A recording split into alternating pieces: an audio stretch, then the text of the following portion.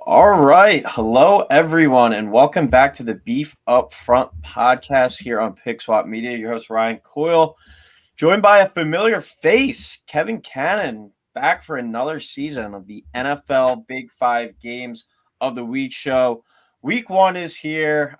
Recording this on Tuesday night, getting our predictions out because our kickoff game obviously will be on the schedule, and then we're tomorrow night going to record a little bit of a season preview, go through our division champs, our Super Bowl champs. But in talking so much college this offseason, it feels good to get back in the swing of things with the NFL. But Kev, how was your summer? Welcome back, and ready for some football this week.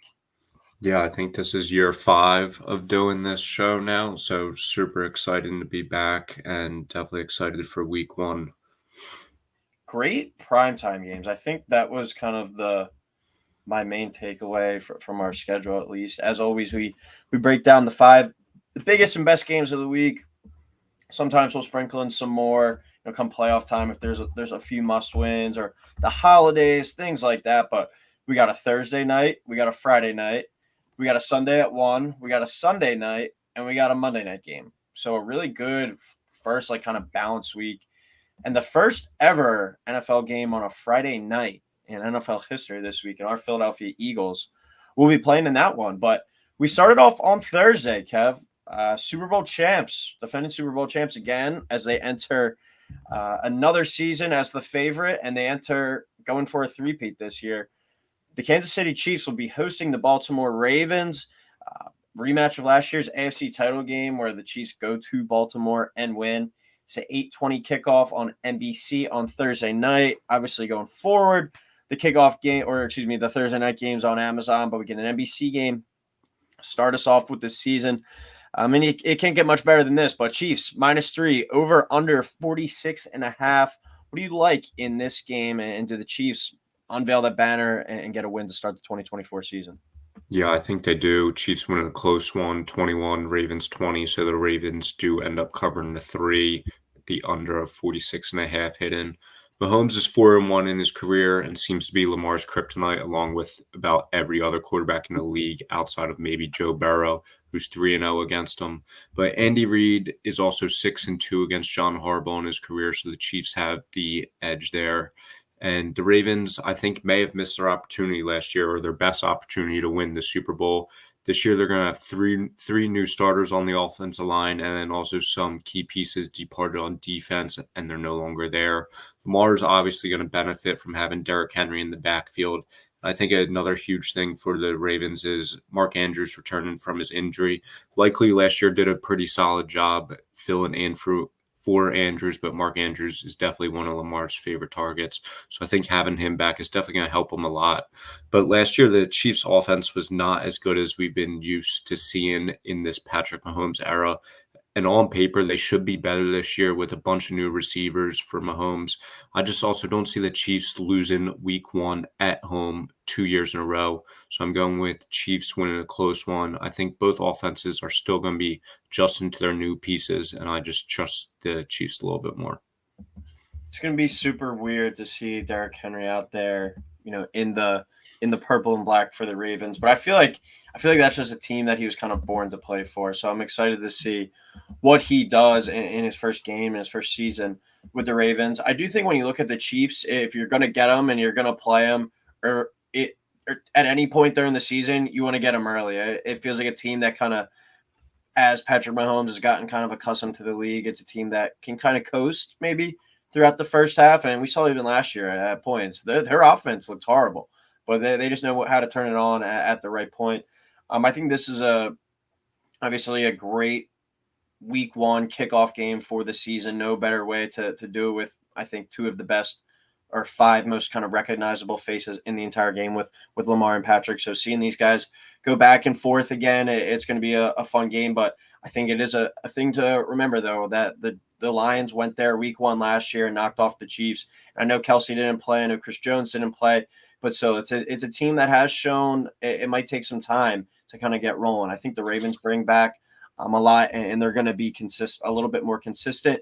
now in year two under Monken on the offensive side of the ball, and Lamar was MVP last year. So I expect that, this offense to potentially be even better.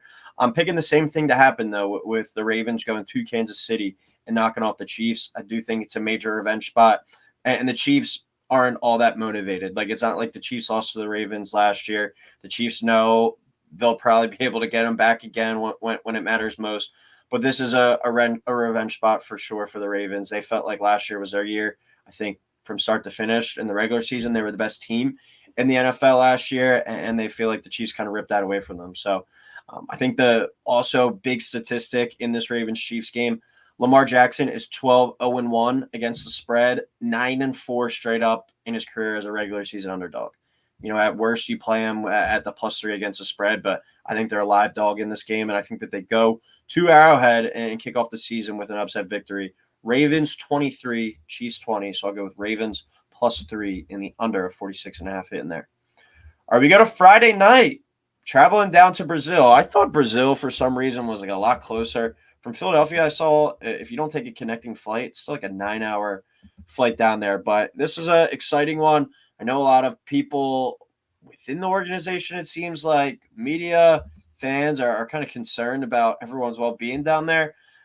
But as they continue to grow the game, here you go with another checklist off the box, headed down to Brazil for the Eagles after last year starting out 10-1 and absolutely collapsing. Jason Kelsey gone, Fletcher Cox gone, Saquon Barkley in, new coordinators in, a lot of changes. And then they play the Packers, who were one of the hottest teams over the second half of the year last year, almost beat the Niners. Jordan Love gets a big-time contract this offseason. 8:15 Eastern kick on Peacock. Eagles are a 3-point favorite. Over-under is 48.5. Kev, who you got in this one with the Eagles and the Packers? I got the Eagles winning 24, Packers 23, Packers +3, under 48.5. The issues with the Eagles are not about the roster or personnel. It's pretty much universally agreed on around the league. Anytime you listen to ESPN or anything, that Howie Roseman has put together one of the best rosters in the NFL again. But the questions come with the coaching staff. Should Sirianni still be the coach? How are the new coordinators going to work with him? And they're all super valid questions. And I think we're going to find out the answer pretty quick into the season. And getting the Packers week one, a really good team, is a good test for the Eagles. And then there is some questions with the Packers too. And that a lot of their questions come down to Jordan Love. Is he going to be the guy that we saw in the second half of the year last year or the first half? I tend to think that it's going to be more the second half of the year because I think he's going to continue to grow and play.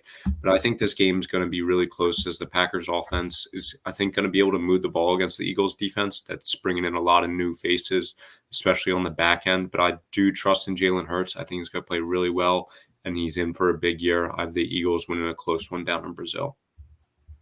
Yeah, we talked about it a little bit at the beginning, but two teams that ended last year, I think, going in complete opposite directions. One of the worst collapses in NFL history, at least since the 21st century began, with the Eagles and the Packers go on that run, take the 49ers to the brink at San Fran in the divisional round. And Jordan Love was great over the second half of the year. That game against the Cowboys in the wild card round, that was an awesome game. He played really well. They ran the ball really well, though, too.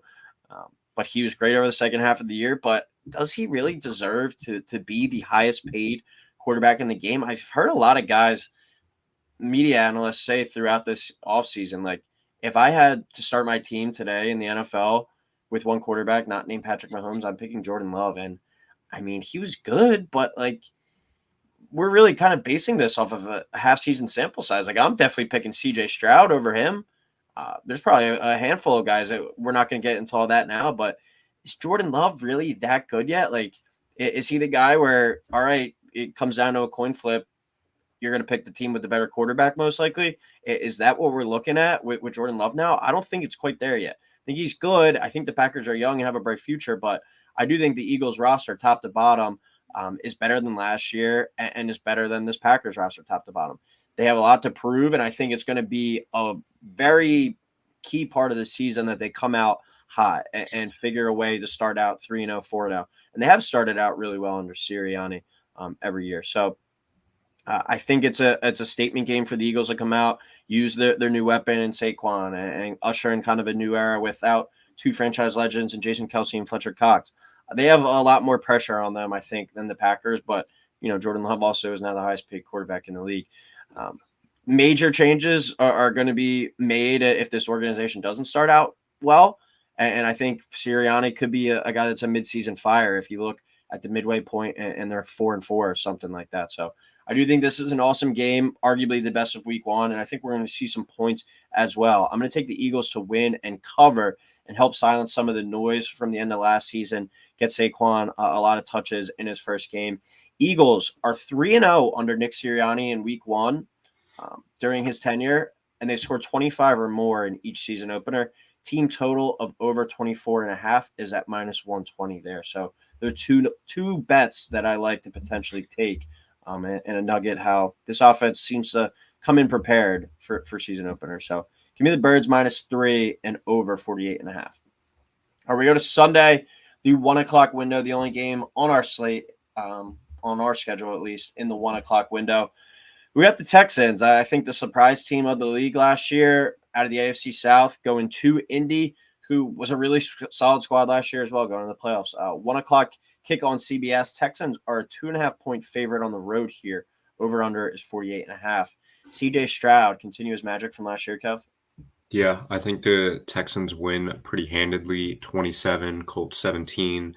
So Texans covering the 2.5, but the under at 48.5 hidden. I personally don't get the Anthony Richardson hype. I don't think he's shown the ability to consistently throw the ball accurately in college, and then he was drafted in the first round, and then from what very little we saw last year in the NFL. The Colts do have a pretty solid roster otherwise and a great coaching staff. So I think they're going to be competitive all season, just like they were last year. I just don't think they're going to be able to hang with the Texans here. With the Texans, their second-year QB, CJ Stroud, it's always a massive year for QBs. The second year, you often see a huge jump. I know personally as an Eagles fan, we saw it recently with Wentz and Hurts. And just like the Eagles did for Wentz and Hurts in their second year, the Texans went out and got a bunch of new weapons for CJ Stroud, mainly Diggs. They already had some pretty solid wide receivers on the roster, and then also bringing in Joe Mixon, who should be able to help the run game. And then, like I said, Diggs is a top-tier receiver when happy. Obviously, that's a big factor. And if he is happy, as we saw in Buffalo, he wasn't always happy. But I do think CJ Stroud lights it up here, and the Colts offense struggles with Hunter and Anderson Jr. making Richardson make some quick decisions that may lead to some turnovers in his first game of this season. I'm actually going to roll with the dog here at home in this spot with the Colts and the points. I'm a huge fan of the Texans. I think that they have a chance to represent the AFC in the Super Bowl, and I think CJ Stroud has a chance to take another leap and be recognized as potentially the guy behind Patrick Mahomes as the number 2 quarterback in the NFL. The way he came into the league last year, he really lit it up, didn't look scared, and I think he's got plenty of weapons and a great coaching staff around him as well. So, but on the other side, I think the Colts are going to have a really strong year as well. For what they did last year with Gardner Minshew, I'm more of an Anthony Richardson guy. I actually took a flyer on him at 30-1 to win the MVP because, in my opinion, he is kind of a boomer bust guy. He's either going to be a player that helps make the Colts an upper echelon team and compete with potentially the Texans, compete with the Ravens, compete with the Chiefs, the Bengals for Super Bowls going forward, battling there out of the AFC, or he's going to flop because he's not able to consistently pass it enough. I'm a huge believer in Steichen, though. I think he's a great coach, and for what he did with Minshew, I think he's going to be able to get the most out of Anthony Richardson's talent. And we also saw in college, like, he struggled a lot at times completing, passes at an accurate level, at a consistent level. I think it has more to say about Billy Napier and what we saw. I know, Kevin, you're not as big of a college fan as I am, but they look terrible at Florida this week. In that first week, I think that's just a bad coach and a bad coaching staff, and never really got the most out of this guy that's a freak talent. He looked really good when healthy last year, but he has to learn how to kind of protect him a little bit more. But I think these two teams battle it all year in the AFC South. It's one of these where it's like Eagles, Cowboys. I'm just going to give the nod to the home team in these kind of spots, in these coin flip type games. So give me Colts 30, Texans 27. I think we see some points in this one as well. Colts plus 2.5 in the over of 48.5 there. All right, Sunday night, the game I'm probably looking forward to the most outside of the Eagles, but you got the Rams at the Lions. 8:20 on NBC was a great playoff game last year. Lions are minus 3.5 here, and the over/under is 51. Yeah, so I'm going Lions 30, Rams 24, Lions minus 3.5, over 51 hidden. I think the Rams are often forgotten about, but they're still a very good team. I don't know if it's realistic to call them true Super Bowl contenders, but I wouldn't want to play them in the playoffs or in week 1 here. But with that being said, I think the Lions will win. Last year, the Lions were 8-2 as the home favorite, while the Rams were only 2-5 as an away underdog. The offense for the Lions is going to be able to put up points, and the defense hopefully will be a little bit better this year after focusing on the D in the draft. So I'm going Lions winning by 6. One of the better games of last year's playoffs when the Lions beat the Rams 24-23 in that Stafford homecoming. I remember that was an awesome kind of back and forth. I was expecting more points in that game. Maybe we get it in this one, being a regular season game and not a playoff game that's coming down to the wire. But both teams, I think, enter the year with goals of deep playoff runs in their mind. San Francisco actually the favorite in the NFC, but as more and more like people have been releasing their division predictions, I've been seeing more and more people saying that they think the Rams are actually going to win this division, and it might have to say more about kind of the disarray of the offseason for San Fran, but a lot of people believe in this Rams squad. The defense, I don't think is going to be great. They're without Aaron Donald now. I think he kind of masked a lot of issues that they had, but this offense is going to be able to put up points, and it's going to be a fun watch. Line is at 3.5. Jared Goff, a perfect 7-0 against the spread in week 1 during his career. Dan Campbell, 3-0 against the spread in week 1 in his career. And since Dan Campbell took over the Lions in 2021, 37-17 against the spread, the best mark in the NFL. Get him at home here. A Lions fan base that's pumped up. A lot of people that believe this Lions team could be headed to the Super Bowl this year. I think it's a fun one, an awesome game. A lot of talented offensive pieces on both sides. They go back and forth, but I think Jared Goff and the Lions win it down the stretch. Home field advantage a little bit too much. I'll give them a win here by 4, so they cover that 3.5, and we go over 51. Give me Lions 28, Rams 24. All right, our final game of week 1 before we get into our locks of the week and our dog of the week as well. We go to Monday Night Football. The New York Jets at the San Francisco 49ers, 8:20 kick on ESPN. 49ers a 4.5-point favorite, over under 43. And Kev, let's try this again with the Jets and see if Aaron Rodgers is able to make it out of the first series this time on Monday Night Football. Yeah, I think this is the game I struggle with the most because I don't know what to make of the Jets. On paper, they could and should be as good as anyone else in the league. Last year, they were 7-10 with completely incompetent quarterback play. You'd figure with Rodgers, they'd be a lot better. But at 40, coming off the ACL tear, essentially he's playing with a team he's never played with before because he only had 4 snaps last year. And then his last time playing back in 2022, he didn't look great.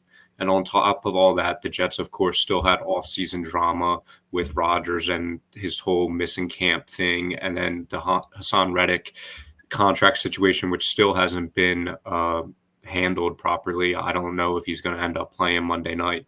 But the Niners also had their fair share of off-season drama this year around the Ayuk and Trent Williams deals, but those were resolved as of today. So with that being taken care of, I don't think it's going to be a massive impact on the Niners. They do just have so much talent. You'd figure this might be their last true shot at a championship before the bill comes due with Brock Purdy's contract probably coming next year. I'm going to take the Niners here as I just feel more confident in knowing what I'm getting out of them. And they're just a really, really good team. The Jets can absolutely win this game, and it wouldn't shock me if they do. But give me Niners 27, Jets 23. So the Jets do end up covering the 4.5 and the over at 43 hidden. 49ers, though, I know you said with the Jets, and it seems like they always are at the top of the headlines and kind of just what a shit show organization they can be at times. But the 49ers really, man, had one of the more drama-filled and chaotic off seasons, I think, in recent memory as well. having that on top of losing the Super Bowl in overtime, where that was a game that they dominated kind of in the early going, and they give it up there to Mahomes at the end. It's fair to wonder what kind of team will show up on the field week one. Ayuk and Trent Williams missed all of training camp. They just got back this week. I'm sure they're in shape, but football shape is a little bit different. CMC, he missed basically the entire offseason with program with injuries. And he had some contract kind of negotiations at one point as well. So he also, I don't know if it for a fact, but the amount of touches he had last year, I think he probably was close to, if not the league leader in touches last season. And then for him to already miss a bunch of time this offseason with a calf injury, I think that could be a sign of things to come for McCaffrey. You look at guys that were at the top in touches or led the league in touches the year before, they always seem to take kind of a step back this year. And I know the 49ers offense might be a little bit different, but I'm not very confident in the 49ers in the early going. I could see them being a bit of a slow start out of the gate, even though all these guys are back. It's going to take some time to get back into football mood. Jets need to start hot too. I think they have more pressure on them. I think you could say out of the AFC, the Jets, and out of the NFC, the Eagles, the two teams that really have the most pressure on them to kind of start hot, or you could see some major changes quickly. The championship window for this Jet squad, very tiny, and Rodgers is going to have all eyes on him, as is Robert Saleh. So I think it's a good spot for the Jets to get the 49ers with how the offseason went. I think they can win this game outright, but I definitely think that plus 4.5 is worth a look for sure. This 49ers team, as we talked about, coming off a Super Bowl hangover, wild offseason, I think it's a good spot for the Jets to get them. So I'm going to actually take the Jets outright on the road here and give them the first win of the Rodgers era with him playing an actual complete game. Jets 23, 49ers 19, Jets plus 4.5, and the under of 43. All right, lock of the week, where Kevin and I go to our favorite bet of the week. You can do a money line parlay that equals out around minus 120. You can do an over-under. You can do it against the spread. You can do a team total. You can do a first half. Whatever you want, whatever you think is going to smack and cash at the register is what we go with here. So, Kev, week one, your lock of the week. What do you got? You're going Bears -4 against the Titans. The Bears, I think, get off to a great start in the Caleb Williams era here, and I just don't think the Titans are going to be the Titans that we have become accustomed to in previous years without Mike Vrabel, where it seemed like they were in every fight. They always had a fighter's chance. I don't see it happening here. Bears -4. I'm staying with that game as well. I really like the Bears. I think that they could be a 9-10 win team and seek into the playoffs. I saw this play on Twitter, though. Give the shout out to Joe Osborne at JTF Oz. Under the radar trend from last season, the Titans went under their team total in 7 of 8 road games. The game where they did go over was the Monday Nighter in Miami, where they scored, where the Dolphins scored 15, or excuse me, where the Titans scored 15 points in the final 240, finished with 28 points. If you remove that result, they averaged only 10.4 points per game last season on the road. And I know it's a regime, but still there's a lot of the same pieces there. And I don't really think you can look at the offense and be like, oh, yeah, that offense definitely got significantly better this offseason, losing Derrick Henry. And you have a young quarterback in Levis, a new head coach. It's going to take some time for them to get running as well. The team total Sunday in Chicago is 20.5. The Bears last year, over their last 6 games at home, held their opponents to 17 points or less. So the Titans team total under 20.5 will be my lock of the week. Shout out to Joe Osborne on Twitter. I love that the data behind that one, though, and I'll roll with that. All right, dog of the day time, where we pick our favorite underdog against the spread. We also usually like to pick a guy that we think has a chance to win outright on the money line, but we credit our record for the spread pick. I'm going to go with Arizona traveling to Buffalo at +6. They are plus 235 on the money line, but my bet for this week is going to be just the spread. Kyler, 3-1 against the spread in week 1 in his career. I think the Cardinals are going to be a frisky team this year, and I feel like every year we have a couple week 1 results that are head scratchers, and it's like, oh, wow, didn't see that one come in. I could see it with this Bills game. I don't think the Bills – I think this is probably the weakest Bills roster that we've seen over the past 3 to 4 years where they've been considered Super Bowl contenders. And I also think Marvin Harrison Jr. has a good chance to really anoint himself as what he's going to be in the future in the NFL, and that's a star receiver against a Buffalo secondary that I think is probably the weakest kind of part on their team. A lot of guys from last year, like Micah Hyde, Jordan Poyer, out the door. And so some new faces are going to be in that secondary. So I think it's a chance for Marvin Harrison to have a big day. I think they're a live dog in this one, but I'm going to take that +6 on the road there with the Cardinals at Buffalo. Yeah, my dog of the day, I'm going Cowboys +2.5 or +120 on the money line against the Browns. I just don't trust Deshaun at all. And the Cowboys did have a pretty uneventful offseason, but they're still a pretty good team, and I definitely think they can take down the Browns here. Is that game in Dallas or at? I believe it is in Cleveland. In Cleveland. Well, okay.